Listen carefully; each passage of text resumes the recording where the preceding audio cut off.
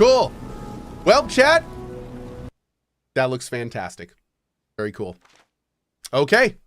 I'm going to keep playing this, but if you're heading out, we are absolutely going to be playing Oblivion at some point in the future. I'm extremely excited about it, and I am definitely going to be checking that out. If you didn't hear, it is available right now. It is on Game Pass, and it is on Steam. So if you want to check it out, great time to do it.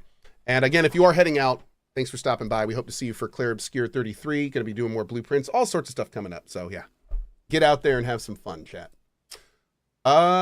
Give me 1 second to redo my titel, and then we're gonna keep working on this. We got lots of stuff to do in here still. Bada boom. Let's get going. If you have not heard of the game I'm playing now, this game's amazing. This game is called Blueprints. That's Prince, and it's great. Oh, also, before we go, I don't need a background for this, do I, Nick? I don't think so. But real quick, my YouTube guys actually had some questions they wanted me to answer about that for a video. So let's do that real fast. And actually, let me see. Nico, did you want it? That's fine. Okay. So their questions was, why was Oblivion important? I think Oblivion was one of the first steps that Bethesda was taking to really move down like what made them famous. Like Oblivion is Daggerfell to Morrowind to Oblivion was them moving to what made them become a mainstay in the development sphere. Like it was a huge step towards the Skyrim. Jolly good show. And stuff like that, which was great. So that was huge. For all of us, I mean, I think everyone who played Oblivion fondly remembers it to some degree, even if not the whole picture, parts of it. And it was a major milestone for kind of the first person RPG players. Also in terms of sandbox games, big step forward for that as well. Why is Bethesda outsourcing to a third party for the remaster? It's interesting because, you know, we've talked a lot about Bethesda over the last few years, especially with Starfield and ES6. And I will say, this is unfortunately not the most, you know, rosy thing to say, but I think they outsourced it because they had to. I think they outsourced it to a different company because Bethesda does not know Unreal 5. I think Bethesda is basically kind of chained to their creation engine, and everyone there knows how to use it, knows the workflows, knows how to do it, and that's what they do. So when you're talking about moving to like an entirely new engine, it's far more advantageous for them to outsource that than hire an entire new team. There's especially if that's the only project they're doing. Now, hopefully it isn't, and we're going to see Fallout 3 and New Vegas remasters in this vein. If they aren't doing that already, they're crazy because that will print money. But I think it's just, I mean, the Bethesda that we've seen today, especially after seeing Starfield, they're a company that's stuck in the past. Bethesda is a company that is chained to the past because of their engine. And I mean, they're going to be releasing a game in a few years that's going to be on an engine that it's going to release outdated, and that stinks. But I think that's one of the reasons they outsourced, is because they don't have the capability to develop a project like this without significantly more resources. And what's even wilder is I'm actually really glad they did, because this remake, they call it a remaster, but let's be real, it's a remake. This remake looks fantastic. Like that remake, that is not a remaster. That is a remake. Like they were fundamentally changing gameplay things. They like, this is way more than a remaster. And frankly, everything they said they changed, they talked about why they did it. They talked about the impacts they had. They talked about the reasoning behind it. It looked awesome. So I'm actually kind of thrilled that they outsourced it, because I don't know if Bethesda would have made those decisions. And it looks like they picked a great team with Virtuoso or Virtuous to make that happen. I'm going to be keeping a close eye on Virtuous. I really liked what I heard from those devs. They seem very plugged into what they were doing, which, to put it bluntly, is not something we see in all devs these days, Concord. So it's going to be interesting. Yeah. If this remaster is only wrapped within UE5, what does that mean for future Bethesda titles? I think that really ties into what we were talking about earlier. The fact that they're wrapping their games in UE5 and not moving to that engine just kind of shows you the issues that they're kind of having in a more overt form. They're wrapping it in UE5 because, frankly, again, it would have taken too much to redevelop it in UE5. We're talking about games that have like fully simulated items, fully simulated environments. That's not something you can just like move from one engine to another. And doing that in Unreal 5 could be too resource intensive. I mean, just look at the Stalker 2 devs. They had this amazing A-Life system in their old engine. They tried to move it to UE5 and they couldn't. It was too resource intensive in UE5 for them to move their A-Life system into it easily. So they're basically having to rebuild it from the ground up, and they're having a lot of problems doing it. That's probably exactly what would happen to Bethesda if they tried to just make ES6 and UE5. They'd have to basically redesign all of their systems that they already have in Creation Engine in UE5. And God only knows if those systems are going to work properly or the way they do in their old engine. So it's for what they're doing and for the product available, wrapping the old engine in UE5 not only is probably the most cost-effective thing, but frankly, I mean, that may be the only way they could do it at this point. So we'll see. We'll see how that works.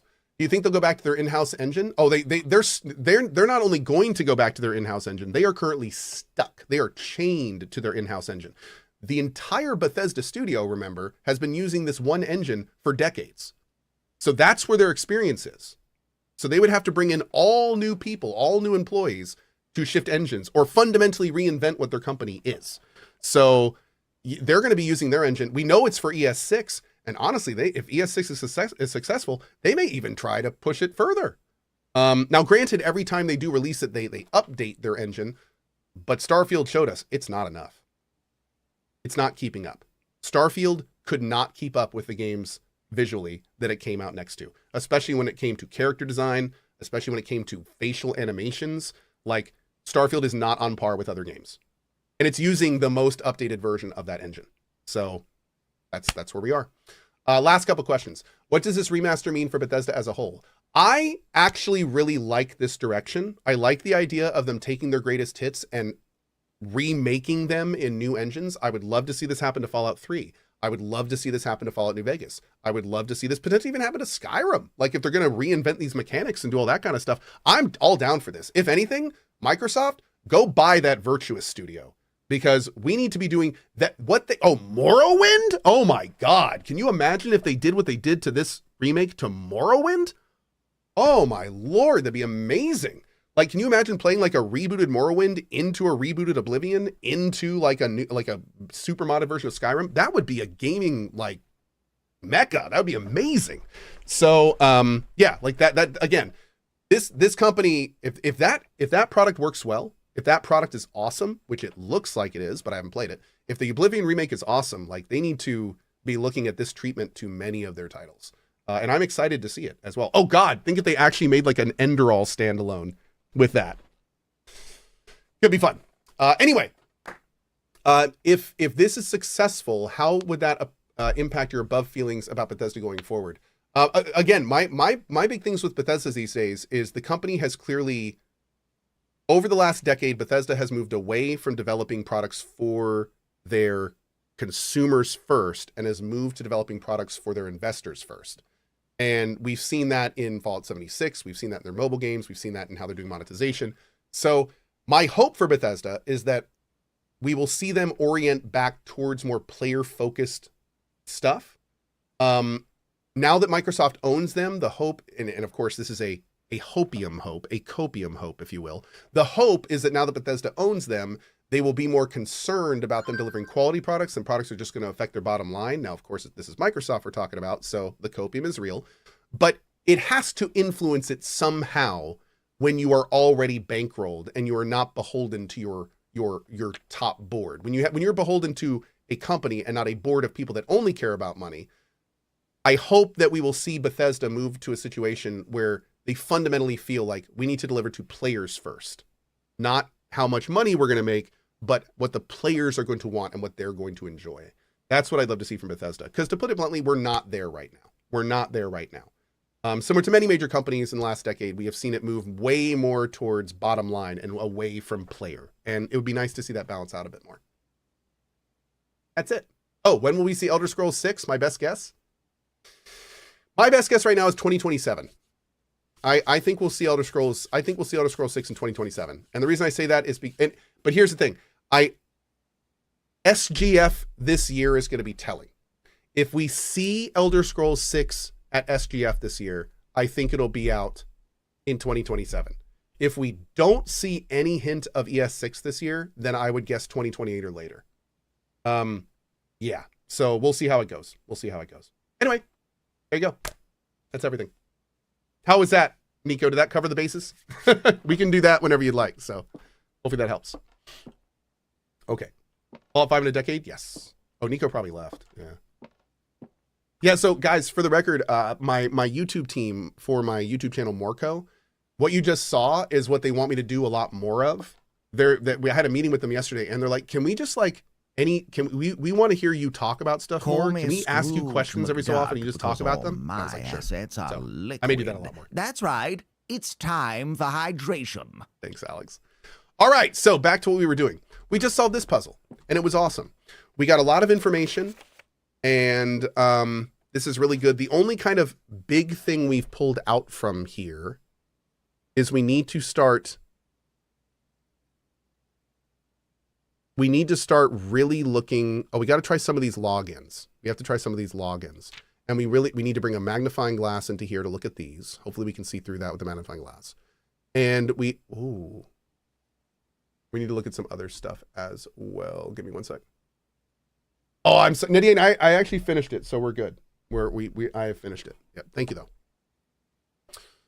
Okay. We need to look around the whole manor for these gods. Now, I wonder if we have any of these already. And we just, like, I wonder if any of this stuff is like, we know this is Orindia. We know that one. So that's the big scepter lady. We know Mila from the Lost and Found. But the problem is I didn't know that we'd been looking for these things. So I'm sure we've passed a bunch of these. I wonder if didn't she talk about in her journal? Oh, we got to do the letter. We got to do the letter. Do I have a screenshot of the lunchbox? Check the orchard again? I will. Thank you. I feel bad for the Expedition 33 devs with Oblivion releasing now. Nah, I think it'll be fine. Oh, yeah. Someone just said a smart thing. We know... Who's Aaron? Is he one? We know that Draxus is the Reaper. Because Draxus is whenever we were drafting the upgrade rooms, the red rooms that involved like all the death and if you do this and all that kind of stuff, those are called the rooms of Draxus, the Draxus stuff. Was there any talk of stuff in here? I felt like they talked about it in the diary a little bit, but maybe not. Okay. All right. Let's see. We also have to get the vault key. We still haven't gotten the damn vault key. Tonight we're not going to stay in a blue room. Let's go back out. Let's kind of go through the rooms real quick and look for any of those statues that we might be able to look at.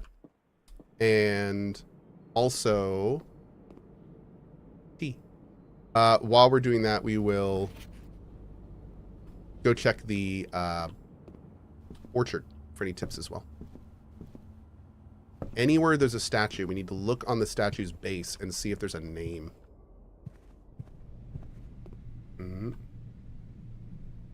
Really, any of these names. We gotta look for these names. Lydia, Rina, Joya, Doja, Vea. Any of those names. Oh, look at the deed again. Rina. Oh, Rina. Rina is the name of my cloister room. So Gardener? Oh, we got to go look in the garden area. And hold on, I'm gonna go do this real quick. I know I'm burning steps, no, but I'm gonna do this because I need to do it. I didn't actually do this, and we need to do it. I need to actually read out all these words. Okay, get comfy, chat. I, Herbert S. Sinclair, the Mount Holly Estate at Reddington, do publish and declare this instrument my last will and testament, and revoke all wills and codicils heretofore made by me. I declare I have not been married. I'm going to summarize. We're not going to read every single word. I directed all my debts not outstanding paid. I direct all the servants, my staff, and employment time to indefinite paid leave, as such time until a new master returns. Okay, that's all. Okay. Thirdly, to my faithful valet Hartley Rota, I hereby gift him the lake house in Trinsdale. Okay. Furthermore, to my late cousin Tillin's 2 children, Courtney Farron and Rygard Farron, who I've sometimes been impulsively and hasting their actions, I grant to each a cuckoo clock set eternally to the sacred hour. For only time will tell when they are ready to slow down enough to appreciate the gifts bestowed upon them with the patience and wisdom that comes with maturity. Interesting. Okay. In the case of Lionel Epson should return from his travels abroad, or in the event that any of his heirs should present themselves, I bequeath to him or them the case may be the diary and its related keys, which formerly belonged to his sister Clara Epson, which I have kept in her room and besides her grave, respectively and respectfully. Interesting. In addition, it is my fervent desire that the gallery, along with all the artwork contained within, be up to the Reddington Museum of Art, including the sculptures, exhibits, and entire... Oh, are there sculptures in there? An entire collection of drawings by Christopher Manson, comprised of 4 pieces. Oh, that's what this is. This is the name. This is the names. This is a hint for the gallery. That's a hint for the gallery. Okay, cool. The Grand Cathedral of Araja, I bequeath the 8 stone statues. There's the statues. The sculpted figures have been in the Sinclair tomb for multiple generations. Okay. I give and bequeath to my grandson, Simon P. Jones, son of my dear niece, Mary Matthews, all the rest, residue, and remainder of my estate and right. The above provision and request is contingent on my aforementioned grandnephew discovering the location of the 46th room and my 45th room estate in Mount Holly. This room, among other things of value, hold by the physical deed of the entire estate, as well as the other personal effects and policies of insurance. Location of the room has been kept a secret from all the staff and servants of the manor, but I'm confident that any heir worthy of the Sinclair legacy should make no trouble in covering its whereabouts in a timely manner. Should my grandnephew fail to uncover this room or provide proof of his discovery to the executors of my will, then this gift shall lapse, and the above clauses and provisions pertaining to the clause shall be considered null and void, and the rest of my estate shall be disposed of and gifted to the Orindian Heritage Foundation. Under the condition the house be immediately winnowed and sealed with explicit instructions and allowance that the site shall not be reopened until black flags are once again flying over Oris, or 110 years have passed since my death. Oh. Interesting. Okay. Huh. As a final gift to my grandnephew, Simon P. Jones, regardless of whether he finds a room, I leave and bequeath him the original manuscripts of his brother's work that were produced here under the roof of her childhood home. These preliminary draft copies include red prints, which she wrote while visiting the estate during the brightest ever days, a new clue which she penned in during the darkest. I open to time, in the natural order of things, who will come to be content, as I have, with what little of herself is left. I wonder if this, the natural order of things, is related to this line. Even though there has been much debate over the natural numeric order. Interesting. Okay, I still think that's I think that's related. Yeah, we're gonna have to find this. Okay, are there any things in here? And then let's take a look at this too. Certified copy property deed. Lord Arthur Clementine to Lady Arave of Trinsdale. Know all these men by these present, that Lord Arthur Clementine, rightful owner of the land, grab a copy to Lord in the northern shadow of Hollyleaf Mountain. Property Mount Holly consists of dense woods. This area shall take 80 odd acres.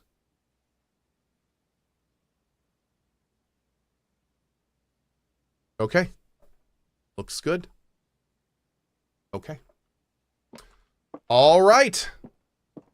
We continue, chat. Continue. Any sculptures in the library? No. I'm going to check the book up here and see if there's any sculpture names in here. Look at the cuckoo clocks on the way out. There's 2 clocks in that room, and they're both set to the sacred hour, which makes me wonder if those are the 2 books that are in that thing there. Cloister of Rena has the hoe. Perfect. So she's the gardener.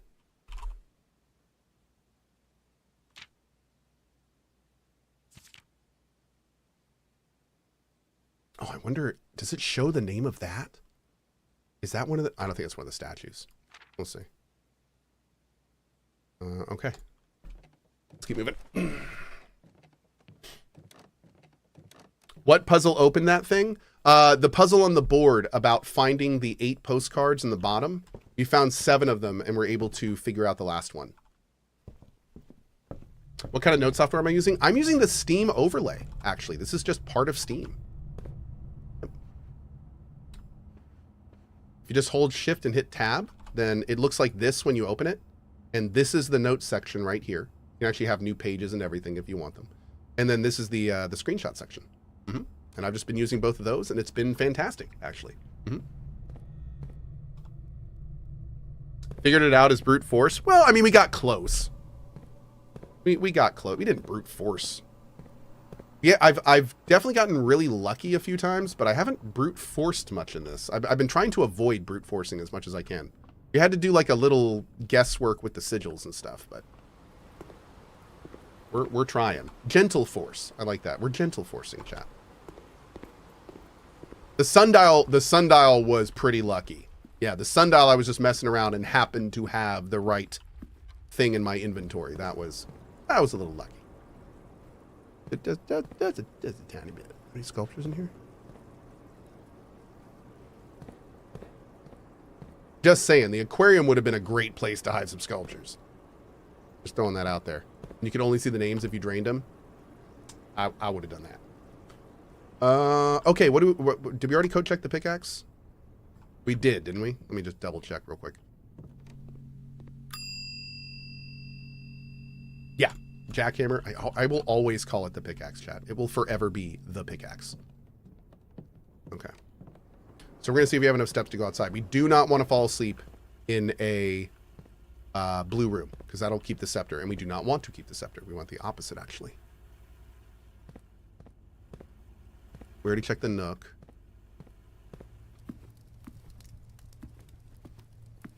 No. We also got to check the tomb. We have to check the tomb and see if the tomb has anything in it that may be important. The tomb may actually have some of the names on some of them. Maybe they're not broken.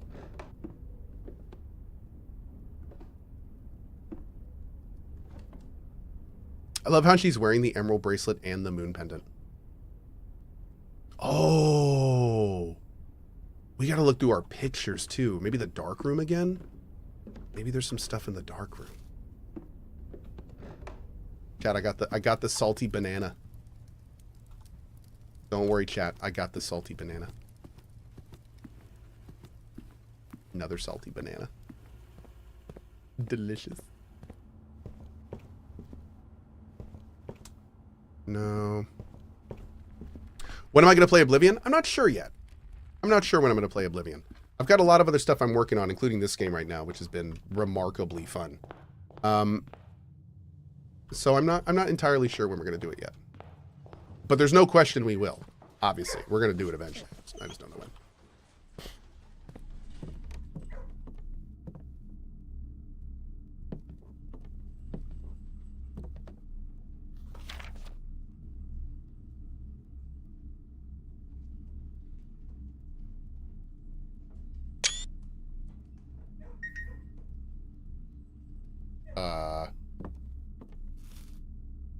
I haven't seen that before. That's weird. Huh. Swimbird. What's it doing there?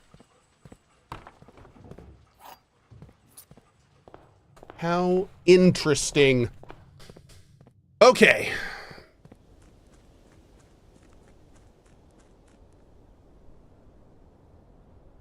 We're gonna try. Oh, did I move all the... Oh, wait, we don't need them. Okay.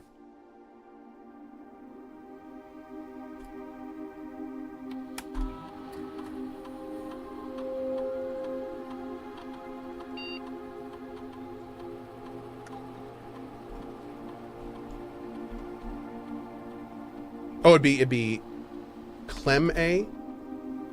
So more R is the other guy.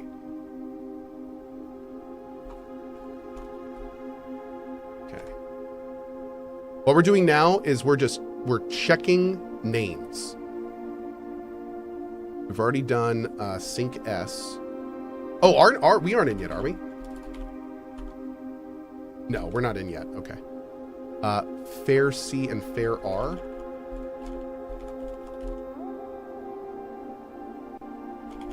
We also know that some of these aren't going to meet the actual like name thing. Eps L.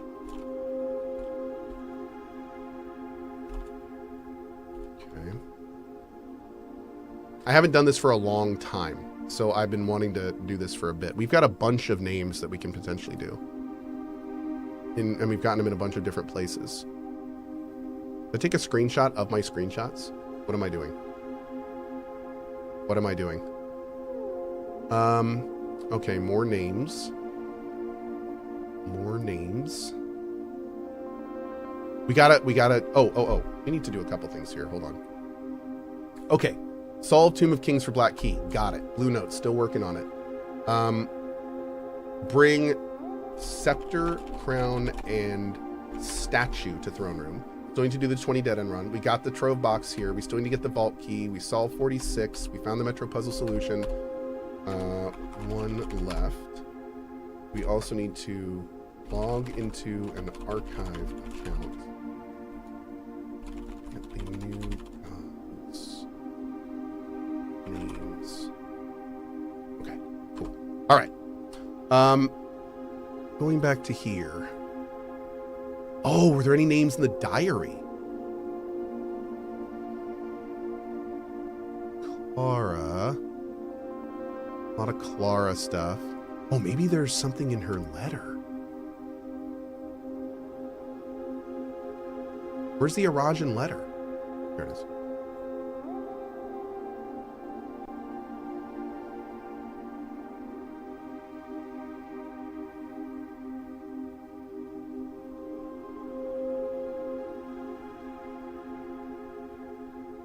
Ooh.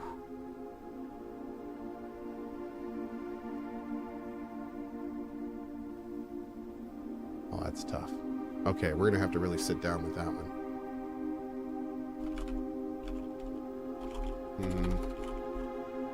Okay. We'll spend some time for that in a bit. This is interesting. We haven't used this for anything. And I wonder if, like, did we already solve this puzzle? But this numeric cores thing, we had to find a key to get this, and I have no clue what that applies to. Zero clue. So we're gonna have to keep a close eye on that one. Were there any names in a new clue? No. I don't think they're gonna use any historical names. That would be a little weird.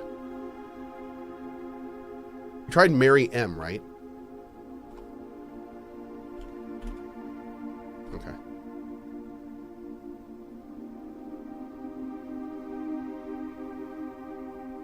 Mrs. Peterson. That wouldn't really make sense. Oh, also we should check names in the books. Dang, we should be taking pictures of the books too. Mm-hmm. Oh. Key N? That would have fit the thing. Sync T. Okay. Epson W. Okay.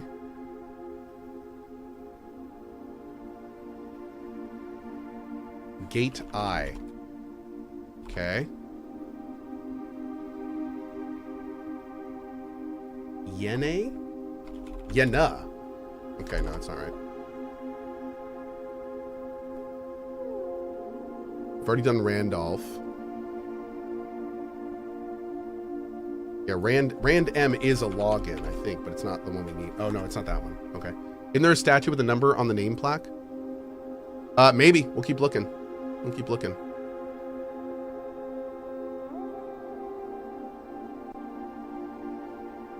We tried the gardener. That didn't work. These are fictional, but there's a bunch of names in here. Like Jesper. Does Jesper have a last name? I don't think so. Yeah, I don't know if anyone has a last name in this. We tried Jesper, but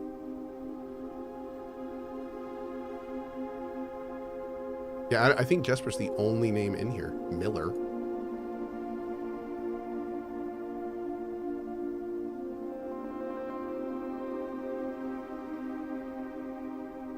I'm 90% sure that this is a clue for the this tells you about the cursed idol. Yeah, I think this just is here to tell you about the cursed idol, but there's so much story to it. There's a Rajan in here too.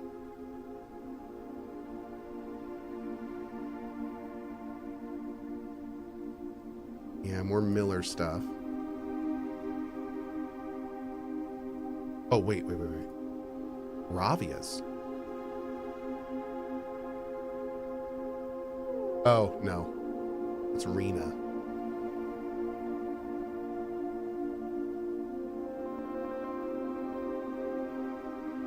Okay. Nope. Oh. H. Jeff. Okay. We got it, chat. We got it. Nailed it. What? Admin not found? Game's bugged.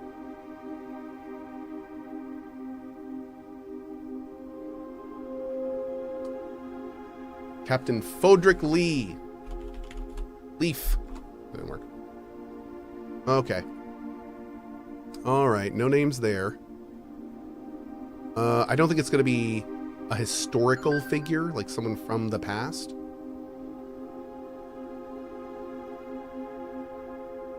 Randolph. Damn. Ooh. Oh.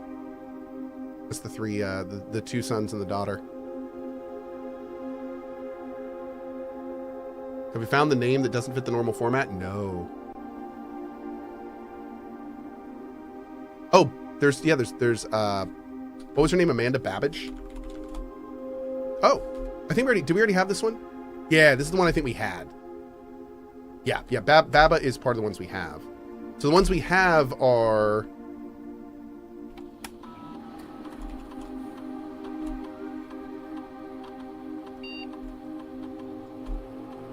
That's what we have so far. Yeah. And there's 3 additional D-list. I need an admin key, because an admin key would let us read stuff. Oh, look! Academic. Corica University. That's great. I totally missed that hint. I even took a screenshot of it. Cohh, you dingus. Okay.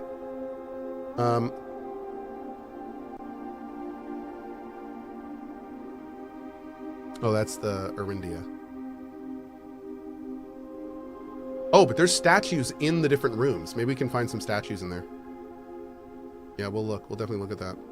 Does he have any names in here? No, and he's always just sending them to himself. All right, well. I think that's all we got for now, chat. Oh, wait. What were these guys' names? What were these dudes' names? There was 2 of them. Manning, White, Pharaoh, and Marigold. We got to try these. Yeah, Pharaoh and Manning. What were their first names? What were Pharaoh and Manning's first names? I think we found that in some other places.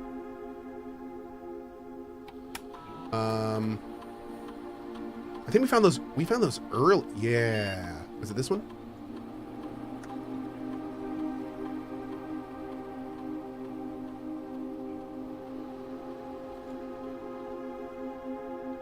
Jones M. Have we done that one? Oh yeah, we've done Jones M, right? Yeah. Yeah, okay.